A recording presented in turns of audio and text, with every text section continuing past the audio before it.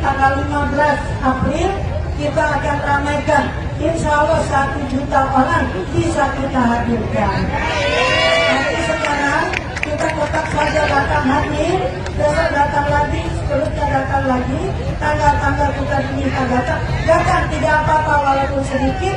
Untuk pemanasan kita tanggal 15 April, insya Allah kita akan turun sampai 1 juta orang. Setuju anak-anakku? Karena inilah saat terakhir untuk kita berjuang, kita berjihad, kumpul waktu dengan iman. Cinta pada tanah air sebagian dari iman. Jangan harap bisa dilantik bulan Oktober 2024. Nonsen bisa dilantik. Bagaimana rakyat bisa menerima produk haram, produk tidak halal, produk curang, produk yang menipu rakyat, produk mengambil suara, merampok suara rakyat? Tidak akan kita terima pemimpin model begitu. Najis kita punya pemimpin dengan diproduk oleh kecurangan dan kejahatan politik. Maka terus kita berjuang. Tiada hari tanpa aksi, tiada hari tanpa demonstrasi, sampai kezaliman runtuh. Rezim Jokowi ganti secepatnya. Mudah-mudahan Allah Subhanahu wa Ta'ala menolong kita. Dan jangan lupa, Oktober masih lama, kesempatan kita masih banyak. Kalaupun MK berkhianat, tapi kita harapkan MK mengikuti suara rakyat. MK menjadi pejuang daripada aspirasi, perasaan hukum, perasaan politik rakyat Indonesia. Kalau begitu, kita akan hargai MK. Kita akan berterima kasih kepada MK. Andai hakim-hakim MK itu menjadi penegak kejujuran, kebenaran dan keadilan, menjalankan misi konstitusi pasal 22, pemilu di samping lumer harus jujur dan adil, maka MK adalah pengawalnya. Ayo kita harapkan, ayo kita doakan, mudah-mudahan hakim konstitusi diberi kekuatan dan keberanian untuk memutuskan sesuai hati nuraninya. Sesuai hati nuraninya. Kalau tidak, lawan, lawan, lawan, hancurkan, hancurkan, hancurkan. Nasrul minallah wa fatun qarib. Wabasyiril mu'minin. Wassalamualaikum warahmatullahi wabarakatuh. Kita mengingatkan, jangan mundur, jangan menyerah, jangan takut. Kita lawan sampai terjadi perubahan di Republik ini. Merdeka! Allahu Akbar! Tugas kita adalah melemparkan tongkat Musa. Nanti Allah yang akan mengubahnya menjadi ular-ular yang akan memakan ular-ular palsu sihir Fir'aun. Tugas kita adalah melemparkan tongkat Musa untuk membelah lautan. Wama romaita iz romaita walakinnallah haroma. Lemparkanlah tongkatmu Musa, nanti bukan tongkatmu yang membelah lautan, tapi Allah yang akan membelah lautan. Kita lemparkan tongkat itu di sini, di MK. Insya Allah, Allah yang akan memenangkan perjuangan kita semuanya. Allahu Akbar. Saya Bunda Mary, kami datang dari Lampung untuk mensupport kepada Bapak Anies dalam sidang MK hari ini. Kita menggugat atas ada indikasi dugaan kecurangan di dalam Pilpres kemarin. Kami dari daerah berkumpul, tentunya teman-teman tim hukum di dalam itu sudah membawa data-data, fakta-fakta yang akan digugat di persidangan nanti.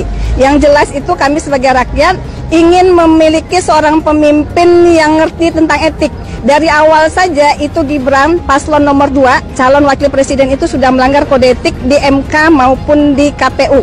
Nah ini hal yang inti ya. Kami tidak ingin negara ini dipimpin oleh seorang pemimpin yang tidak ngerti tentang etik. Dua-duanya didiskualifikasi, atau kalau memang tidak bisa dua-duanya, satu saja cukup, yaitu Gibran, dan diulang pemungutan suaranya. Dan harusnya kalau keberatan terhadap Gibran ini kan berulang-ulang dibilang, sama misal Hotman Paris bilang Sudah bertemu 5 kali debat kok, sudah salaman, rangkul-rangkul, masa nggak mengakui orang? Ya kan? Ini kan secara hukum, itu pengakuan itu. Nggak ada keberatan. Waktu mengambil nomor juga, terima aja semua. Harusnya ketika mau dimulai, keberatan. Tapi kan tidak keberatan. Keberatan semua ini, gugatan semua ini ada ketika kalah. Ya kan? Ketika kalah baru ngomong macam-macam. Dan kemudian mereka tidak menempuh. Kalau menurut saya ini, Paslon 01 tidak taat hukum. Lawyer itu pegangannya adalah undang-undang. Ya. Bukan pendapat, bukan opini, bukan asumsi. Saya Prabowo menang segera pindah agama. Saya nggak percaya. Ya, saya yang percaya yang menang itu adalah Anies Baswedan. Karena Allah tidak ridho Prabowo jadi presiden. Waktu saat kampanye bukannya berzikir malah berjoget-joget nggak jelas. Lihat Anies kampanye sambil jadi imam di Padang, kan itu malah jadi presiden. Mana pantas Prabowo jadi presiden, hasilnya apa? Kampanye bukannya berzikir, bukannya berselawat, malah joget-joget nggak jelas. Udah badannya kayak apa? Tuhan, jika kami kumpulan orang-orang menuntut kebenaran, alirkan badai tsunami, arahkan alirannya menuju KPU, menuju Bawaslu, menuju Istana. Tuhan, dalam Ramadan 1445 Hijriah, kabulkan ya Rob. Antum apa Bapak udah sepuh, udah kasih aja yang mudaan. Ntar lagi diganti nama Samsul, aduh. Iya nggak? Itu muda kok. Ya Samsul apalagi pelongo pinter nggak sih? Yang ngomongnya kagak pinter, udah jauh sama. Kata siapa? Pas debat kan pinter banget ya. Aduh lawang diajarin, ada monitornya di belakang. Oh kita emang bukan. Ngapainnya kok lu ya? Pak, Indonesia orang pinter, rakyatnya orang cerdas.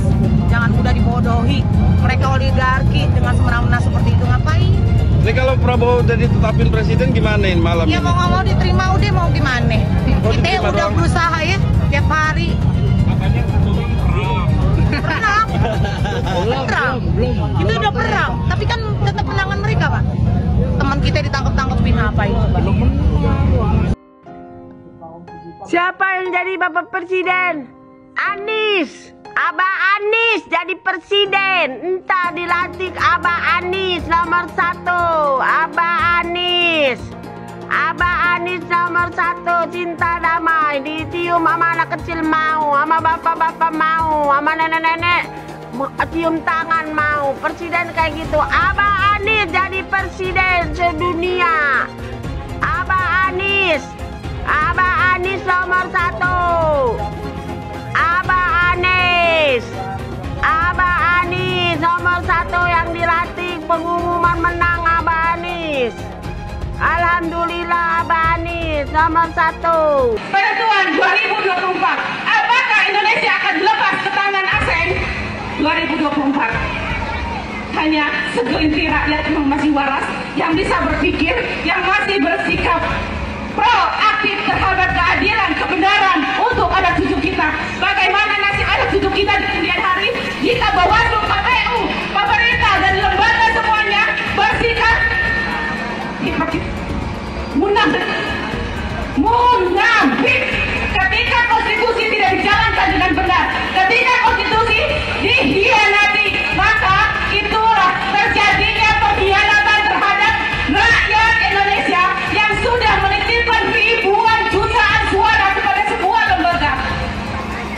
Ketika lembaga-lembaga itu mengkhianati, artinya perang antara pemerintah, lembaga versus rakyat.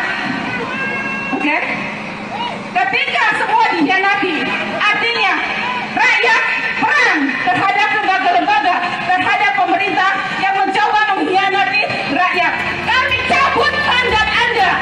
Kami cabut mandat Anda karena kami sudah menitipkan suara Anda, suara kami kepada Anda. Ketika Anda hianati, kami cabut, kami ambil, karena itu adalah hak kami. Itu suara kami, suara murni kami.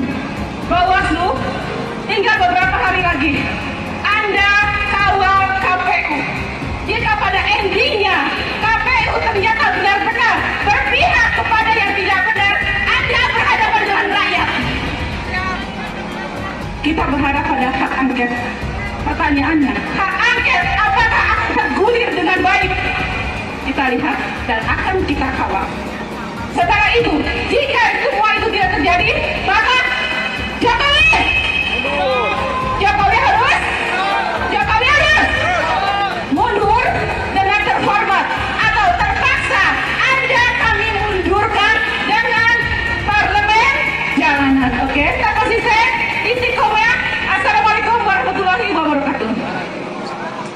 Pilpres sudah sebulan lalu dan Pak Anies masih menyindir Pak Prabowo, tapi itu haknya Pak Anies. Saya hanya ingin menambahkan informasi. Pertama, di era demokrasi Pak Prabowo pernah merasakan menjadi oposisi selama 10 tahun, sedangkan Pak Anies belum pernah menjadi oposisi.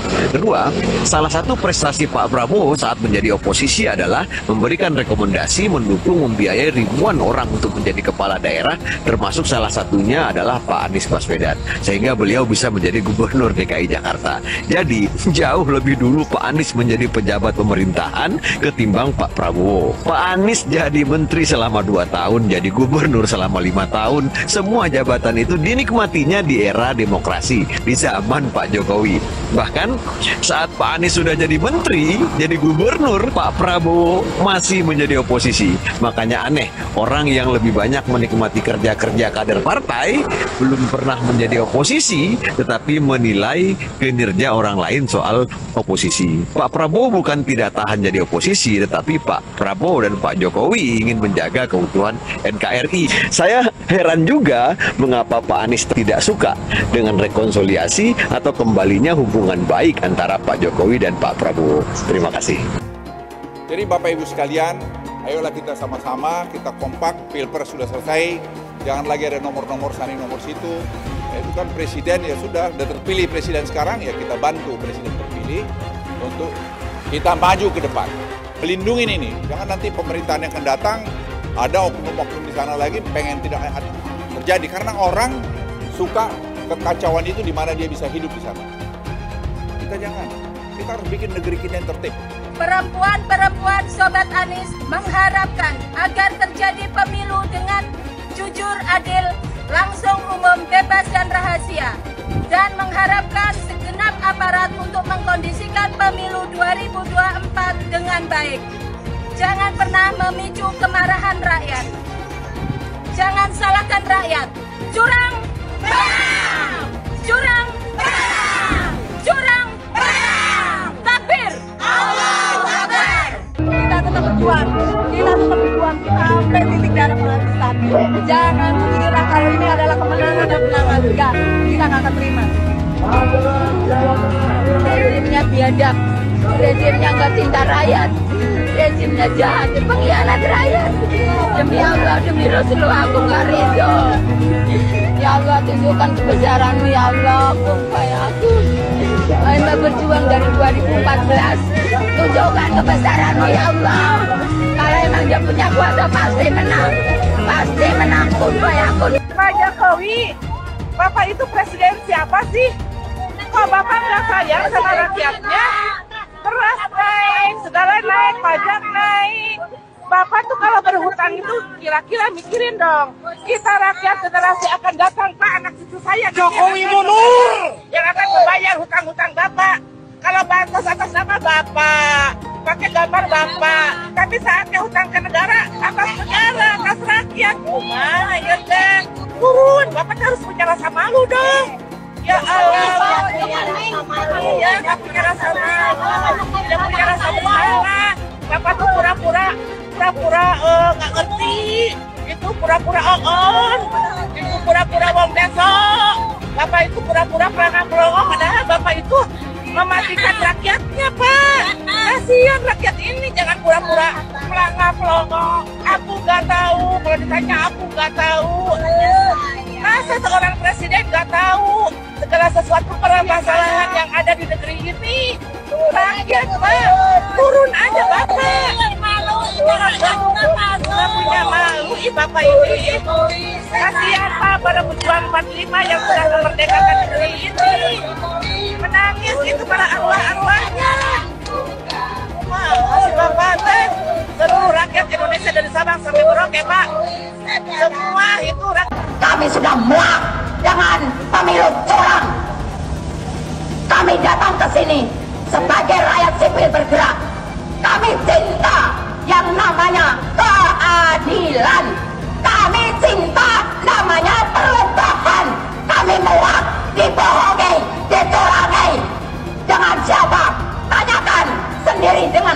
kalian.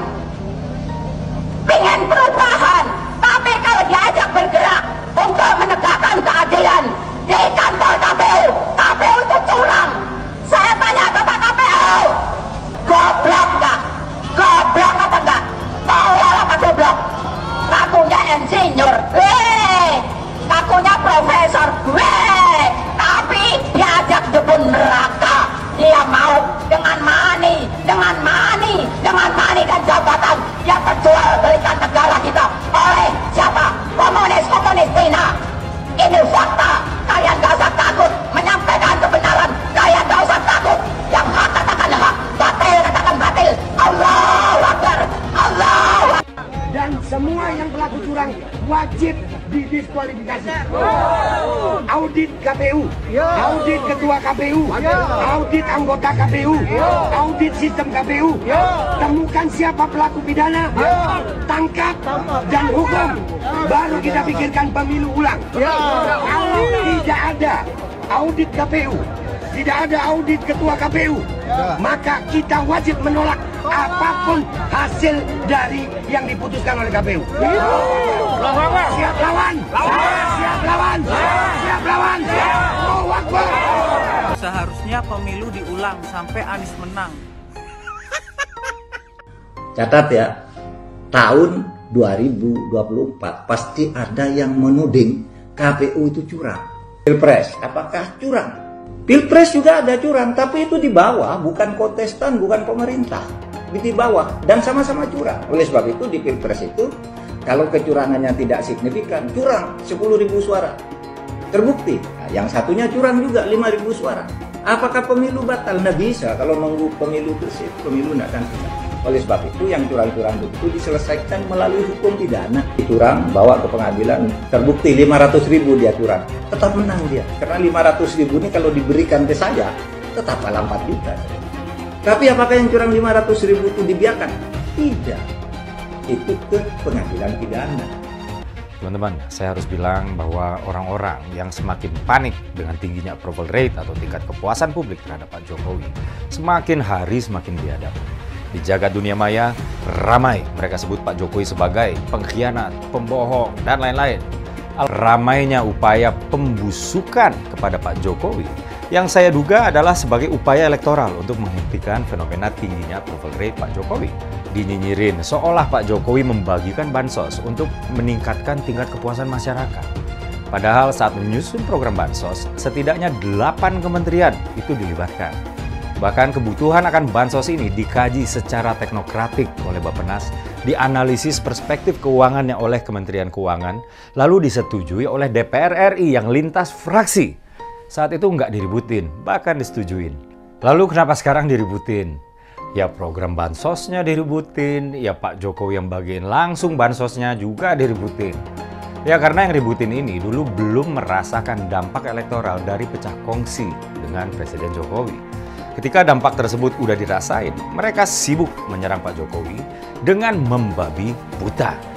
Jangan hanya karena adanya korelasi negatif antara kepuasan rakyat terhadap kinerja Pak Jokowi dan elektabilitas si Copras-Capres, maka terkesan takut kalau Pak Jokowi dicintai rakyat.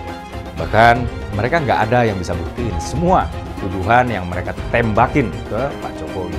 Justru dari kubu mereka lah yang pernah terbukti melakukan kecurangan. Saya mensyukuri kenapa kalah, kenapa ditahan. Saya bersyukur atas itu semua. Saya coba bayangkan ya, kalau seandainya waktu itu kita menang gitu ya, hari ini belum tentu kita bisa nikmati seperti ini. Kita bersyukur 5 tahun Tuhan izinkan kasih ke orang yang pintar ngomong untuk kerja. Coba kalau kita bayangkan gitu ya, kalau kemarin saya masih jadi gubernur, ini saya udah turun ini. Tapi yang pintar ngomong itu dikira orang hebat kan? Ini lebih berbahaya tahun 2024, langsung ketahuan karakternya. Langsung ketahuan itu. Di saya juga ada kutipan Pak di kamar saya Pak. Tulisannya, Jakarta telah mengambil keputusan yang fatal. Jangan hanya konsentrasi pada pembangunan benda-benda mati yang indah difoto dan bisa ditunjukkan dalam 5 tahun hasilnya. Kalau kita mau menilai sebuah janji, maka lihat janjinya atau lihat kenyataannya. Dulu janjinya apa ya? Dan ini aneh, betul-betul aneh. Ini bukan kampanye, tapi saya sampaikan di sini. Di satu sisi menyiapkan jalur-jalur air untuk dikirim ke laut, di sisi lain di lautnya dipasang dengan pulau reklamasi, tinggal tunggu waktu jadi rob, air balik. Dan ini melawan sunatullah. Kenapa? Air itu turun dari langit ke bumi, bukan ke laut. Harusnya dimasukkan ke dalam bumi, masukkan tanah. Di seluruh dunia air jatuh itu dimasukkan ke tanah, bukan dialirkan pakai gorong-gorong raksasa ke laut. Jakarta telah mengambil keputusan yang fatal. Bukan banjir, itu memang parkir air. Bukan banjir, itu memang parkir air. Masyarakat berkeliling dengan membawa toa untuk memberitahu semuanya, termasuk sirine. Naik iPhone 82 miliar. Apa alat transportasi yang dimiliki oleh hampir setiap orang? Alat transportasi yang dimiliki semua orang adalah kaki. Kalau seandainya orang Jakarta percaya Pak Anies jadi gubernur pun, saya berani jamin kok dia akan lakukan normalisasi yang sama seperti saya lakukan kok. Gak usah bohong lah. Jadi ketika air sampai di muara, maka siap untuk dipompa ke laut. Pancasila Soekarno, ketuhanan ada di pantai. Anak Tuhan dari mana? Kalau Yesus anak Tuhan, bidangnya siapa? Besok di seluruh wilayah Indonesia kami katakan dan Iblis hanya menggoda orang yang beriman. Makanya jarang-jarang orang kafir kerasukan setan. Yang kerasukan setan itu orang baik-baik. Jarang, saya belum pernah nengok Cina kerasukan setan. Pernah tak Ahok itu kerasukan setan? Enggak, setannya juga pernah. Karena sesama setan dilarang saling menggoda. Karena di salib itu ada jin kafir. Karena di salib itu ada jin kafir. Karena di salib itu ada jin kafir. Haleluya. Kepalanya ke kiri apa ke kanan? Kepalanya ke kiri apa ke kanan? Tetap percaya salib itu lambang mulia, bukan jin. Kok ketawa? Aku nggak nyindir siapa-siapa loh. Anies merupakan antitesis daripada Pak Jokowi. Antitesis artinya bertolak belakang dengan Jokowi. Anies sudah menyatakan tidak akan melanjutkan semua program dari Pak Jokowi. Jadi semua pembangunan yang dilakukan oleh Pak Jokowi akan dihentikan oleh Anies jika Anies menjadi presiden. Lagi pula Anies didukung oleh khilafah dan pendukung Anies adalah ormas seperti FPI dan HTI. Apa kita mau FPI dan HTI kembali di Indonesia jika Anies memimpin? Anies juga dikenal sebagai bapak politik identitas yang menghalalkan segala cara untuk menggapai kekuasaannya, termasuk menggunakan politik identitas berbasis agama. Lihatlah di kasus Ahok waktu itu. Kita sudah bisa melihat hasil kerja Anies selama 5 tahun di Jakarta. Tidak ada satupun janji yang dipenuhi dan tidak ada kinerja yang bisa dibanggakan. Dari DP 0%, OKOC, kelebihan bayar, Formula E, banjir, sumber resapan, jalan rusak, dan gonta-ganti nama jalan. Lihatlah rekam jejak Anies selama 5 tahun. Bayangkan Indonesia ke depan jika dipimpin oleh Anies.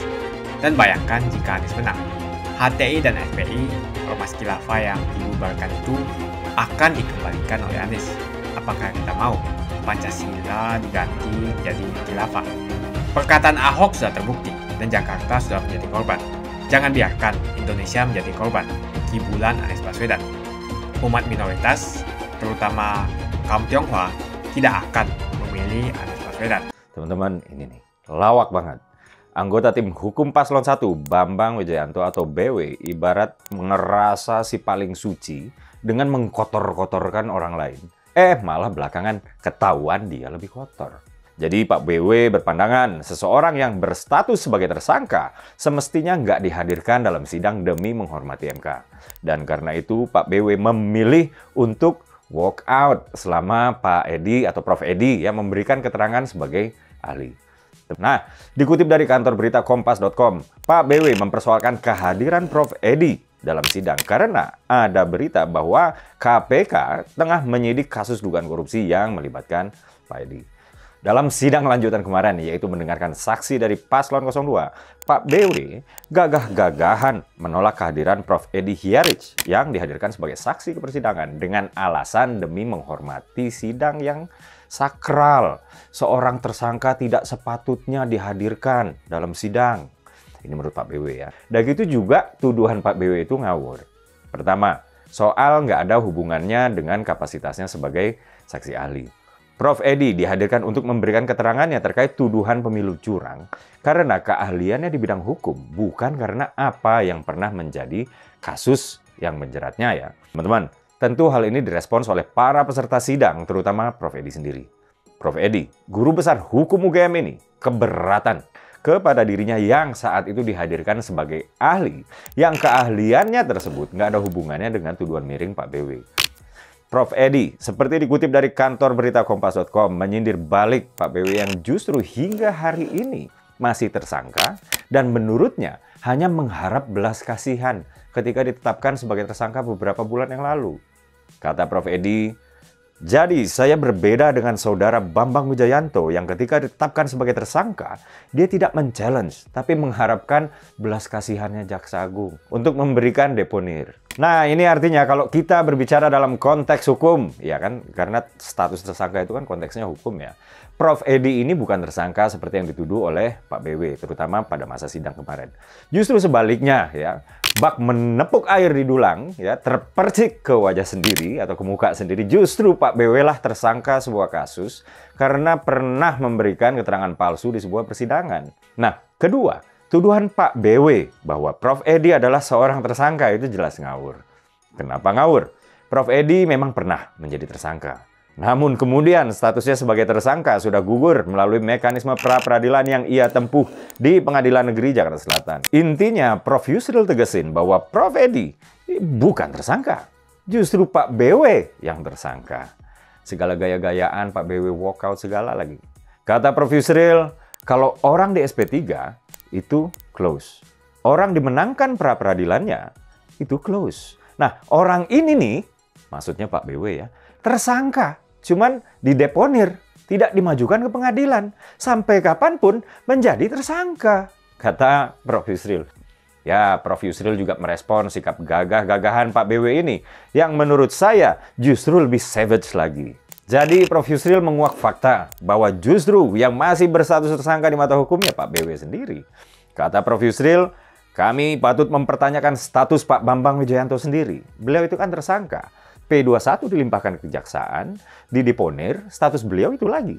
Nah, apa sekarang ini? Tersangka selamanya, seumur hidup, kata Prof. Yusril. Dulu Anies bisa menang karena menggunakan agama dan etnis. Isu agama, ras, dan antar golongan dinikmati oleh relawan Anies. Saat itu Anies didukung oleh FPI, HTI, dan pengasong khilafah lainnya. Pada akhirnya Ahok harus kalah, namun kekalahan dia adalah kekalahan yang membuka mata rakyat Indonesia bahwa masih ada orang-orang yang menang dengan cara menggunakan politisasi agama atau politik identitas berbasis agama. Ternyata banyak sekali orang yang dengan mudah terhasut lewat jalan-jalan seperti itu. Relawan Anies terutama dari FPI, HTI, PA212 seperti Bahar Smith dan Rizik Syihab selalu menghujat Cina, etnis Cina. Tapi saat ini negara Cina sudah menjadi nomor 1 di dunia. Saya bangga sebagai Cina. Etnis Tionghoa dicap sebagai pemberontak, sedangkan etnis Arab dianggap sebagai Tuhan atau tuan dari pribumi. Etnis Arab dipuja-puja dan dianggap sebagai dewa. Lihat saja Rizik Syihab dan Bahar Smith dipuja-puja, padahal mereka mengujar kebencian. Pengasong khilafah seperti Rizik Syihab, Bahar Smith, dan teman-teman, mereka hanya buat gaduh di Indonesia. Sedangkan negara yang mereka sanjung-sanjung itu, Arab Yaman, masih belum maju dan masih terbelakang. Saya percaya Indonesia dengan mayoritas pribumi juga akan menjadi negara maju. Seharusnya Arab Yaman belajar dari negeri Cina, seperti kata kitab suci. Belajarlah sampai ke negeri Cina. Anies dan juga pendukung Anies seperti Rizik Syihab, Bahar Smith, dan kelompok-kelompok HTI dan FPI harus belajar ke negeri Cina supaya tidak lagi melakukan kelebihan bayar. Yang jelas saya memilih pribumi, bukan yang dari Yaman. Ganjar jelas pribumi, nasionalis, dan pasti akan melanjutkan visi dan misi dari Pak Jokowi. Suara Ahok merepresentasi warga minoritas, dan etnis Tionghoa mendukung Ganjar Pranowo. Ahok pasti akan mendukung Ganjar, karena Ahok anti radikalisme. Ahok yang jelas tidak akan mendukung Anies Baswedan karena Anies Baswedan didukung oleh kelompok khilafah, HTI, dan FPI, ormas terlarang itu. Anies merupakan antitesis daripada Pak Jokowi dan diragukan kenasionalisannya, apalagi pribumiannya. Antitesis artinya bertolak belakang dengan Jokowi. Anies sudah menyatakan tidak akan melanjutkan semua program dari Pak Jokowi. Jadi semua pembangunan yang dilakukan oleh Pak Jokowi akan dihentikan oleh Anies jika Anies menjadi presiden. Lagi pula Anies didukung oleh khilafah dan pendukung Anies adalah ormas seperti FPI dan HTI. Apa kita mau FPI dan HTI kembali di Indonesia jika Anies memimpin? Anies juga dikenal sebagai bapak politik identitas yang menghalalkan segala cara untuk menggapai kekuasaannya, termasuk menggunakan politik identitas berbasis agama. Lihatlah di kasus Ahok kali itu. Kita sudah bisa melihat hasil kerja Anies selama 5 tahun di Jakarta. Tidak ada satupun janji yang dipenuhi dan tidak ada kinerja yang bisa dibanggakan. Dari DP 0%, OKOC, kelebihan bayar, Formula E, banjir, sumber resapan, jalan rusak, dan gonta-ganti nama jalan. Lihatlah rekam jejak Anies selama 5 tahun. Bayangkan Indonesia ke depan jika dipimpin oleh Anies. Dan bayangkan jika Anies menang. HTI dan FPI, ormas khilafah yang dibubarkan itu, akan dikembalikan oleh Anies. Apakah kita mau Pancasila diganti menjadi khilafah? Bagian Indonesia Timur yang mayoritas non-muslim seperti Bali tidak akan setuju dengan khilafah atau sistem khilafah. Mungkin Indonesia akan bubar jika Anies menjadi presiden. Perkataan Ahok sudah terbukti dan Jakarta sudah menjadi korban. Jangan biarkan Indonesia menjadi korban kibulan Anies Baswedan. Umat minoritas, terutama kaum Tionghoa, tidak akan memilih Anies Baswedan. Saya yakin karma Ahok mengejar Anies Baswedan. Dulu Anies memainkan politik identitas kepada Ahok. Sekarang Anies dipertanyakan kepribumiannya karena dia teriaman. Itu saja opini saya hari ini. Tuliskan opini kalian tentang Anies Baswedan. Jika kalian setuju dengan pendapat saya di video ini, pastikan kalian menekan like di video ini dan bagikan video ini ke teman dan family Anda supaya mereka semua mengetahui tentang informasi ini.